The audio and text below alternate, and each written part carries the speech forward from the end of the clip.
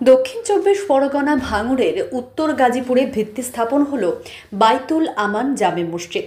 বৃহস্পতিবার দুপুরে ভিত্তিপ্রস্তরের স্থাপন ও দোয়ার আয়োজন করা হয়েছিল।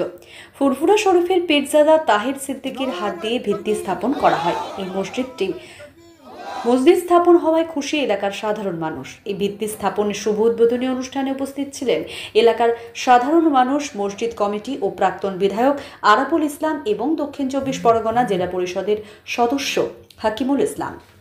আলহামদুলিল্লাহ, আমরা খুব খুশি।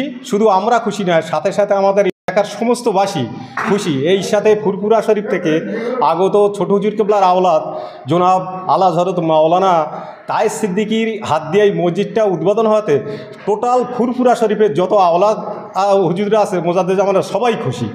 আগে যে মসজিদটা ছিল সেই মসজিদটা ছোট ছিল, পাশে কোনো জায়গা ছিল না। শুক্রবারে 27-এর দিনে লাইলাতুল কদর ও লাইলাতুল আশুরায় এত লোক হতো, মাঝে মাঝে সেই জায়গাটায় কাদা হতো। এইবারে নামাজ পড়ার খুব একটা ডিস্টার্ব হতো। সেই মতো আমরা বহুদিন থেকে চেষ্টা করছিলাম যে একটা নূতন মসজিদ যাতে হয়।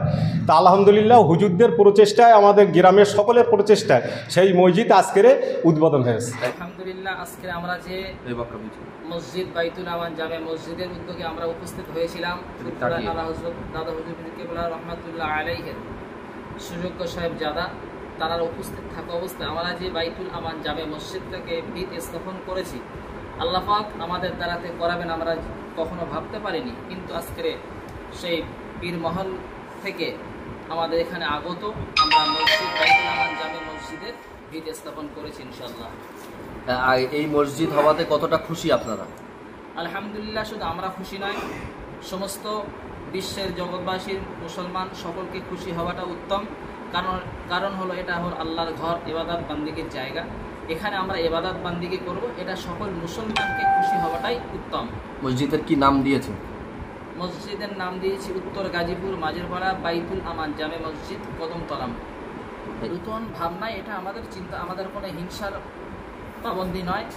আমরা হলো মসজিদে গ্রাম যে হিসাবে দেখলাম, আমাদের গ্রামটা অনেক বড়, মসজিদে অনেকটা দূরত্ব হচ্ছে, সেই হিসেবে আমাদের একটা মসজিদের প্রয়োজন ছিল। আল্লাহ পাক সেটা আমাদের দ্বারা করিয়ে নিচ্ছেন। খুবই ভালো লাগছে। মসজিদ আমাদের একটা দরকার ছিল। উত্তর গাজীপুর মাঝে পড়ায় একটা মসজিদে লোক ধরছিল না।